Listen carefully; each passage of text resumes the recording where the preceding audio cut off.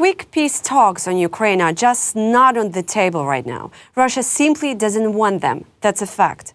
So Ukraine needs to act strategically.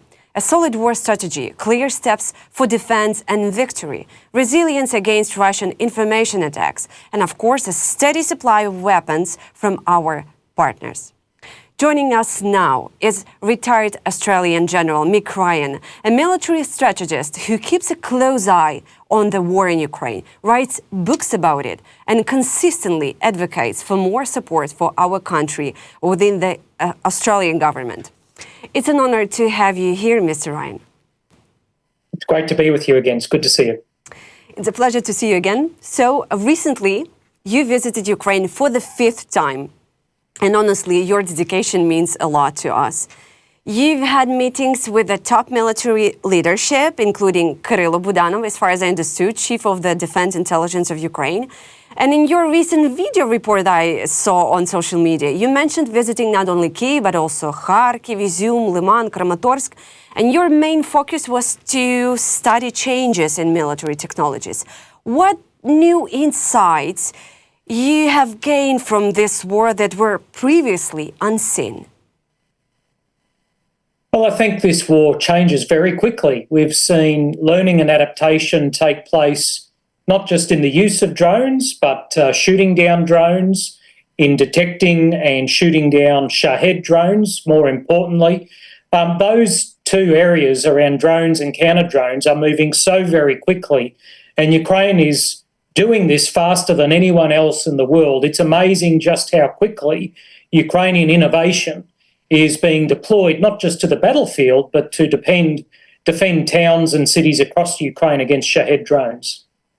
And how will this insights you told me impact the global military industry? Is it already affecting the global military industry?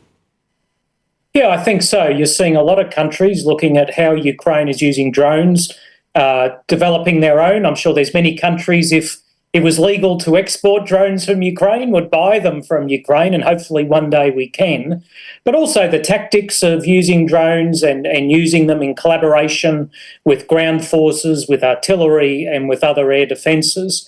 We're all looking at that. We're all learning from it, and we're all looking at what do our militaries need to do to look more like the Ukrainian armed forces. So do you see any signs that other countries producing more weapon, not just to sell it, but for themselves, reflecting on Russia's war in Ukraine? Absolutely. Not just drones, but artillery and other weapon systems.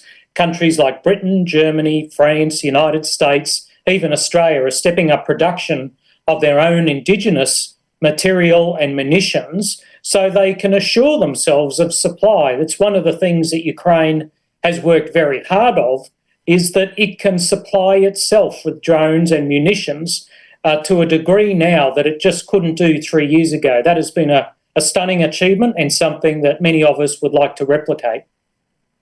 Oh, that's a good one. That's a good point, and we will come back to it. But not only once you are pointing on the speaking of deep strikes into Russia. So which one of those that Ukraine is doing you consider the most successful?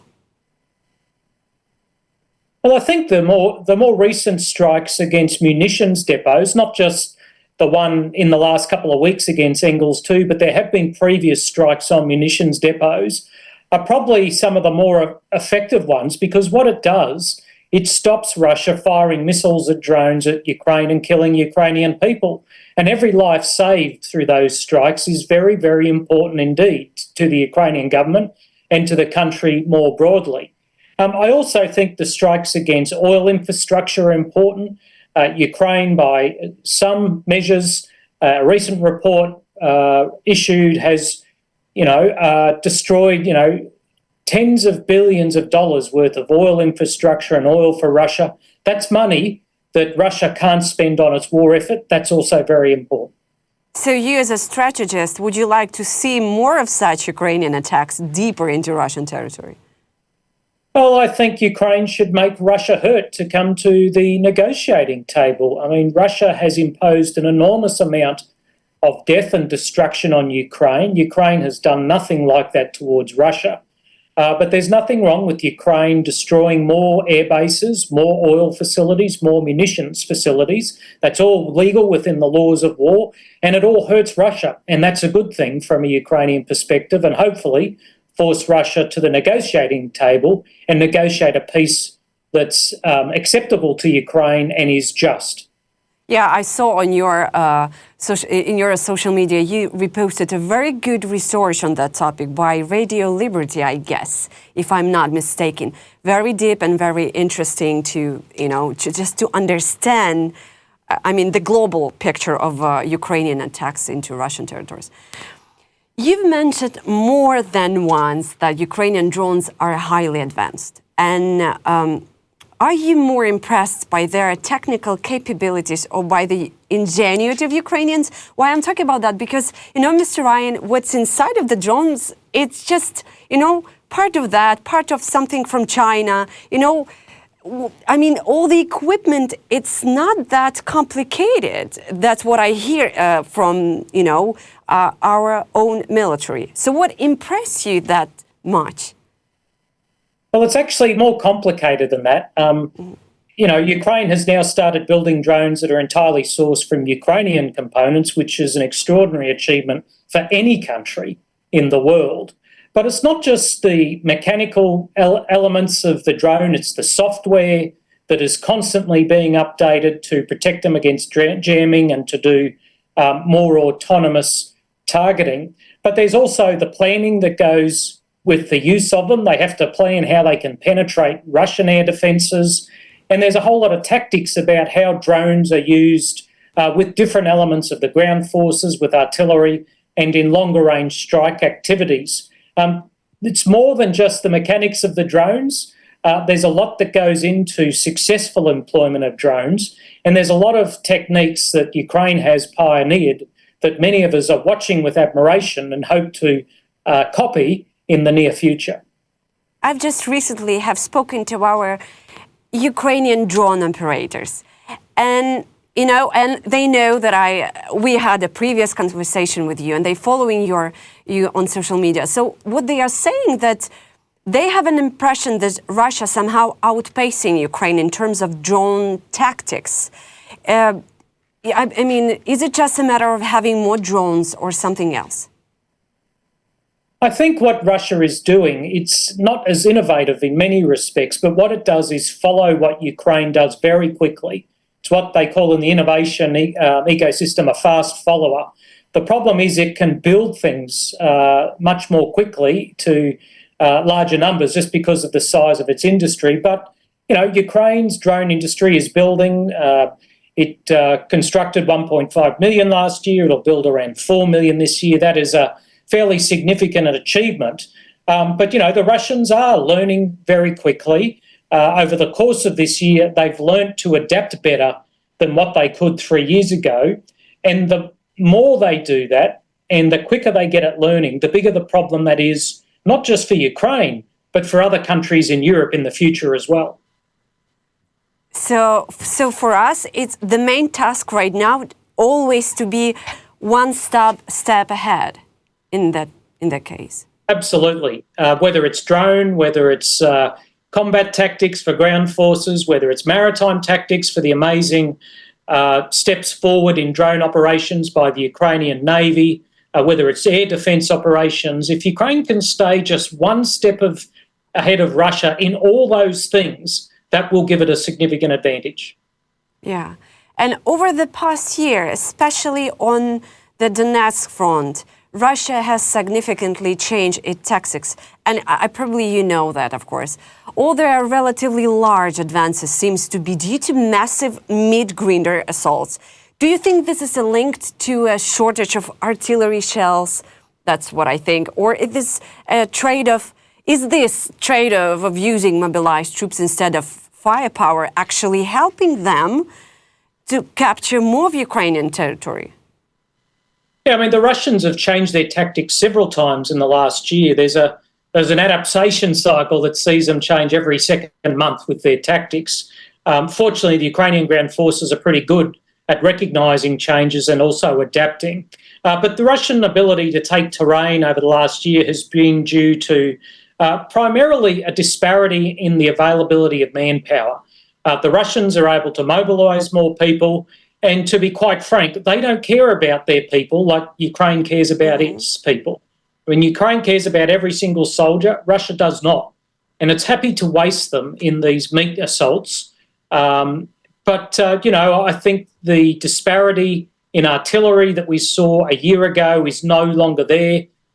Ukraine has, been able to even that score. There's not a huge disparity in drone operations. The big difference is in manpower availability. Yes.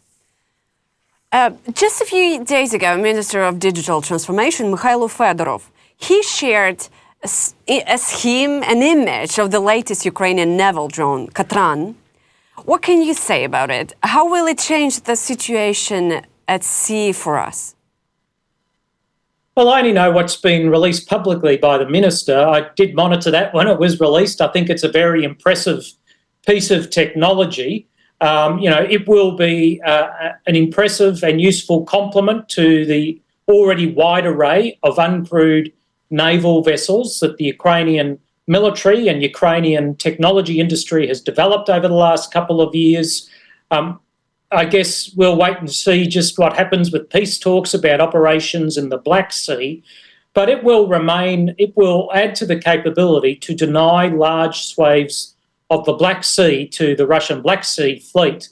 And frankly, it's the kind of capability that countries like Australia, Taiwan, and those with large coastal regions will be looking at to procure for their own systems to deny large authoritarian navies from impinging on their territory.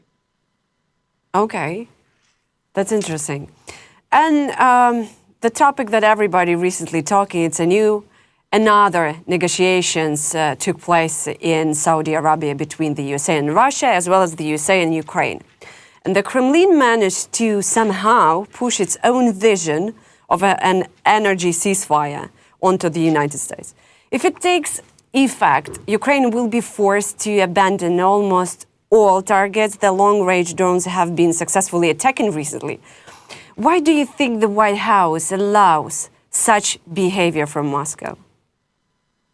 Well, it's hard to tell why the White House appears to be aligning with the Russians on this issue. It's hard to read it any other way.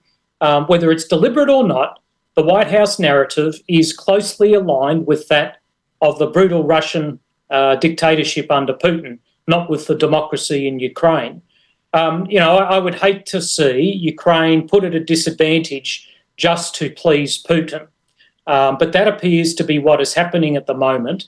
But we can all be assured that Putin will break his word on this. I'd be very surprised if any ceasefires negotiated that they stick by, because the Russians, as you know better than anyone else in the world, never stick by these kind of bargains, and they will break them very soon.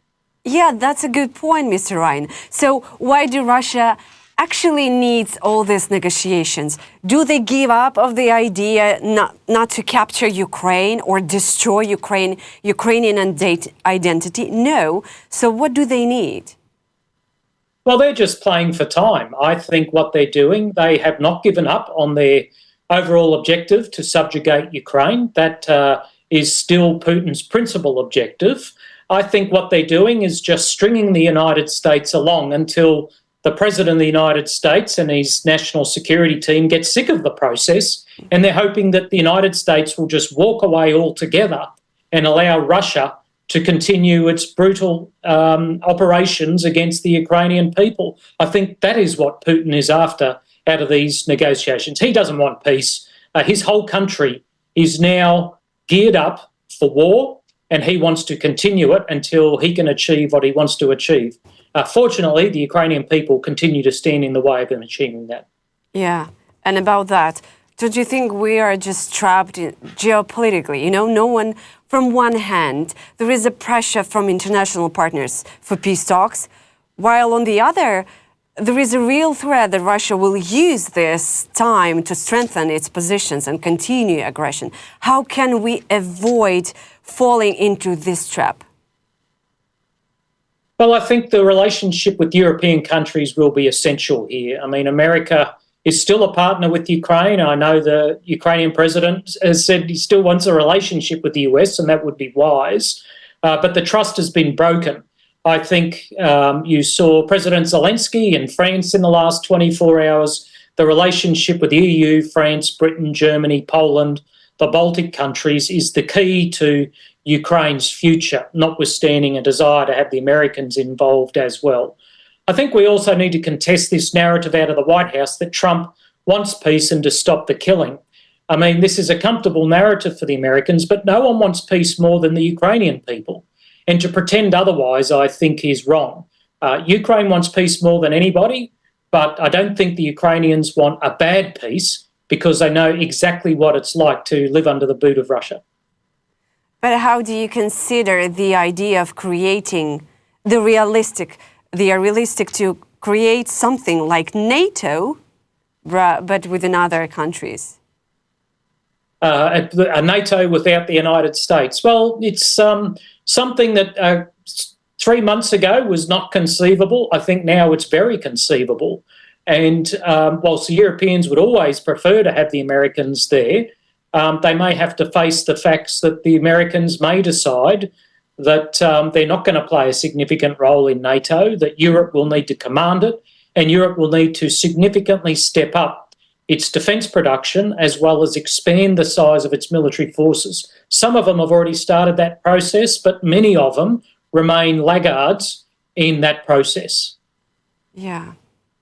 I wish they could be more, faster in that process, because those countries that are closer to Russia, they definitely understand the threat. And, the far away you are. Yes. Now, you've seen the Baltic countries, Scandinavian countries, Poland in particular, have moved very quickly, not just to support Ukraine, but to build up their own militaries and defence industries as well. But as you said, your proximity to the threat drives the size of your will. And I think the further you get from Ukraine, the greater the will is to invest in defence industry and expanding their militaries. In our previous talk with you, you mentioned that there is a need for Ukraine to kill more Russians to break Putin's will. But is there a limit to the cost of victory for us, for Ukraine?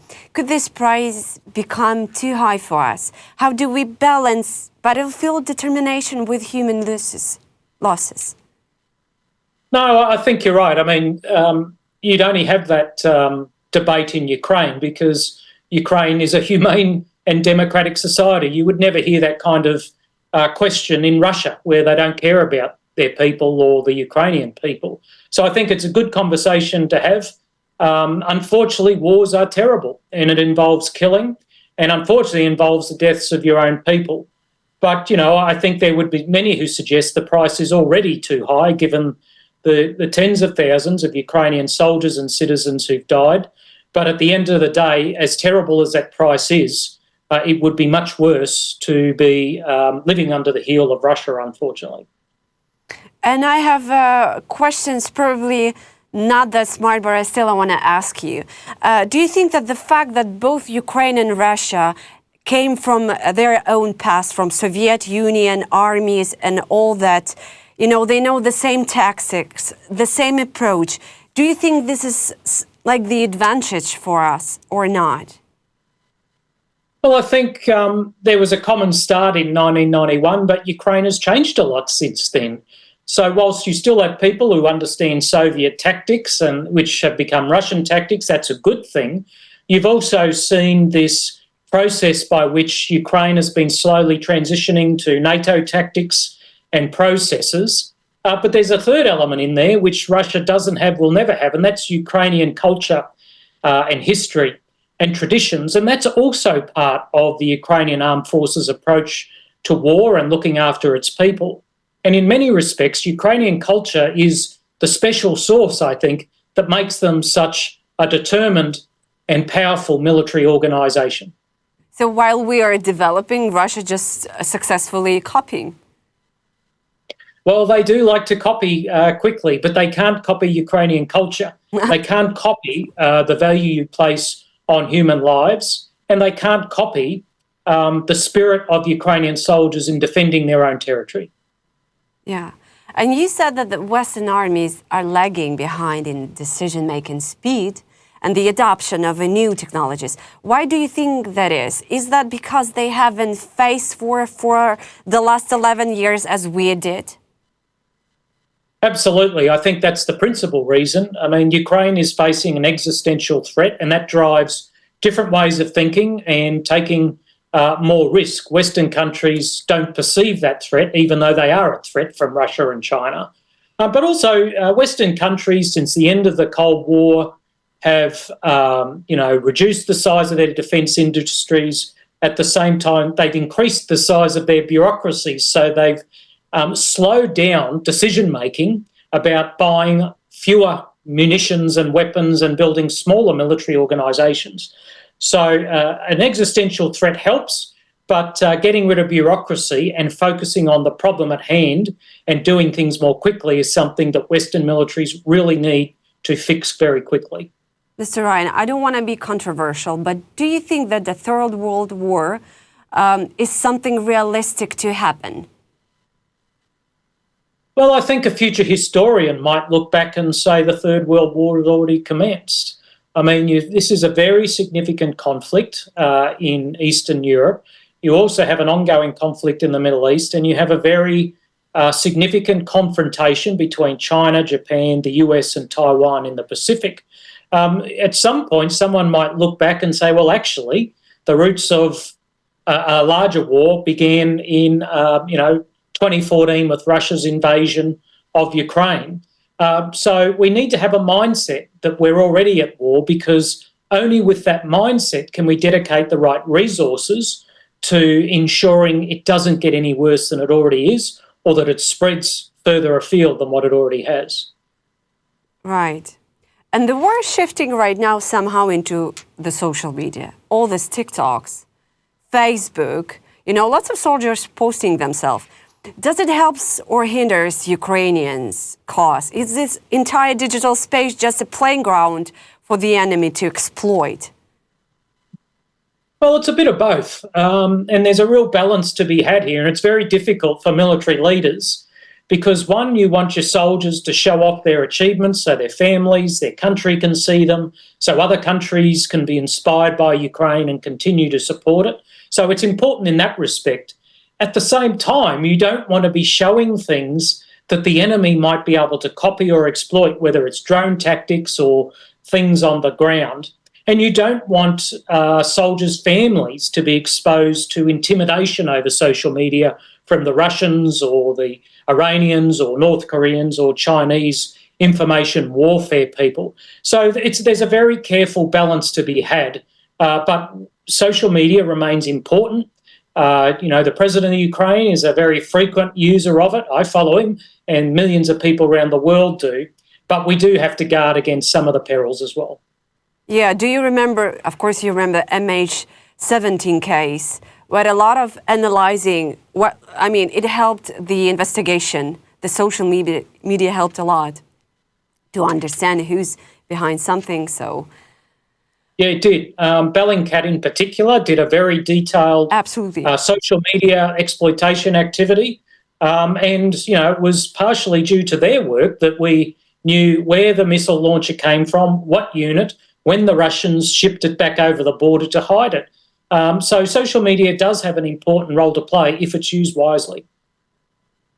And the next question is from my friends from the front line. They wanted me to ask you, how would you act as a general if there is an operation to eliminate Putin?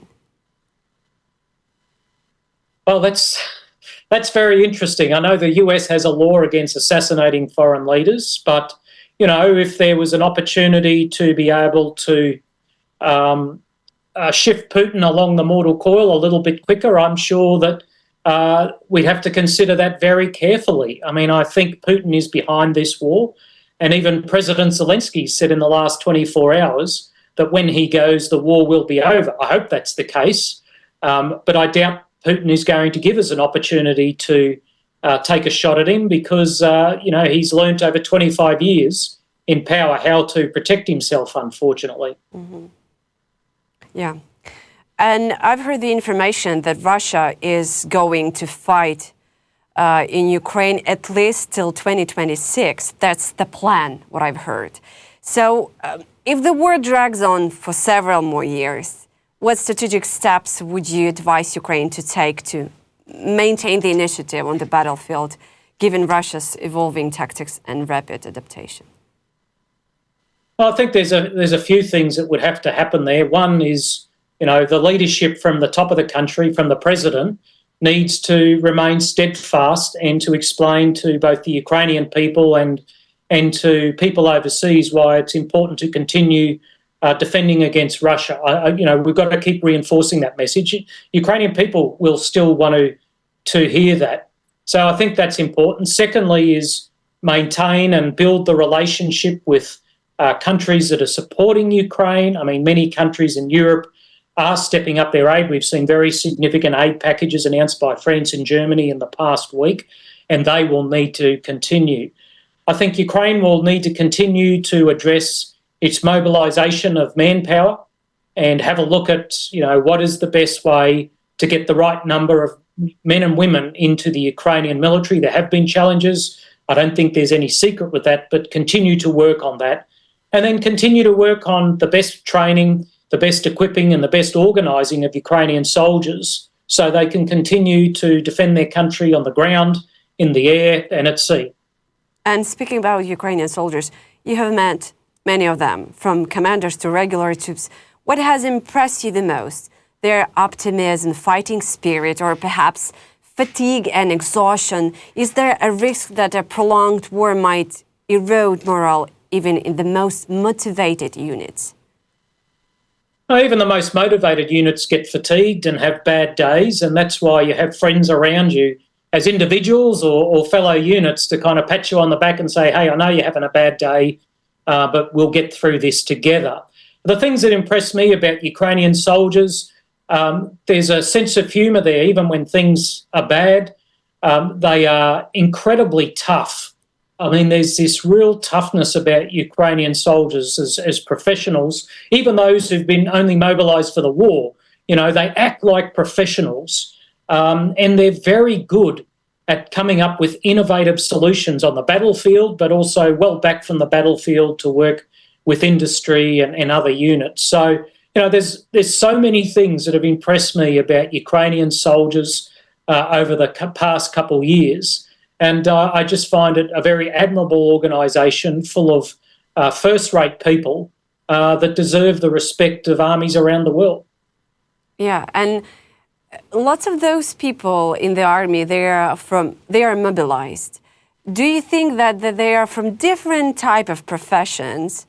It kind of help, those kind of creativity you mentioned on the battlefield? Oh, absolutely. There's no question about that. And, multiple Ukrainian commanders have said to me, and I had this conversation, they said, with mobilised soldiers, we get people that we wouldn't get otherwise in the professional army. They think differently, they solve problems differently, and they bring a different level of technical expertise, whether it's drones or IT or other things.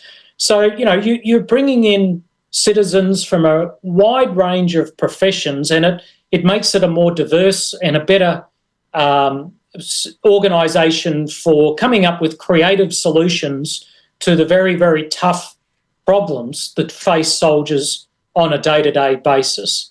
And I guess the most important thing is that with an army of mobilised soldiers, you are truly representing your country in the armed forces, and that's important. Yes.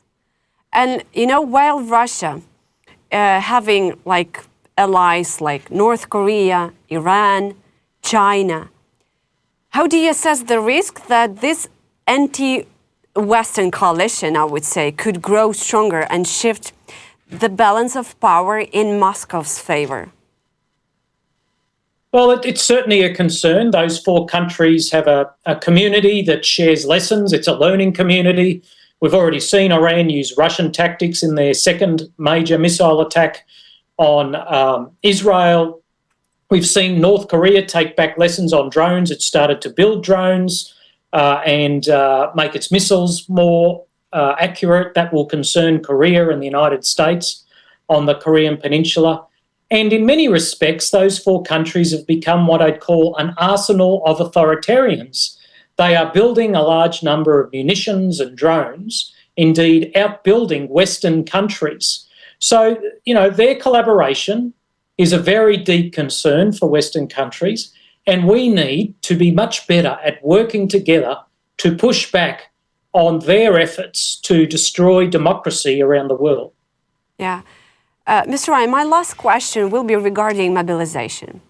I know you're going to tell me it's not easy in every country, but still, what steps Ukraine can take in that direction to make mobilization better?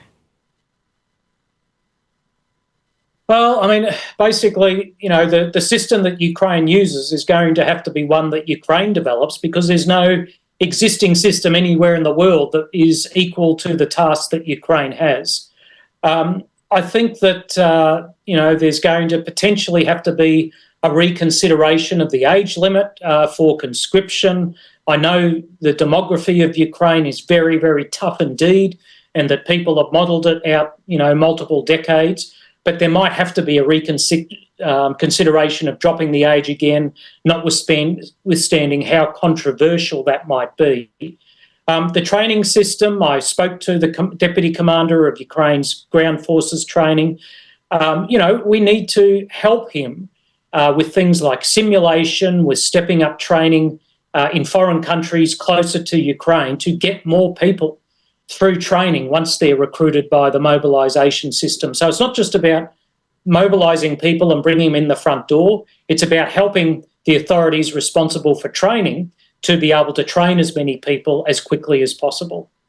But I think you were saying that we have quite a good training so far for the last months, for sure, no? That we have a very good system. Yeah, it's certainly come a long way in the last 3 years, but there are still problems with the right number of instructors and trainers in training institutions, and things like simulation, which are very, very important in modern training regimes and can cut a lot of time and make training much more cheap. So when it comes to assistance from foreign countries, they're the kind of things that NATO might want to think about in the coming months. Oh, wow. That's good news. Okay, Mr. Ryan, it was such a pleasure to have such an esteemed general in our studio at Channel 24. Thank you so much for your time. It's great to talk to you again, Natalie. Look forward to talking again soon.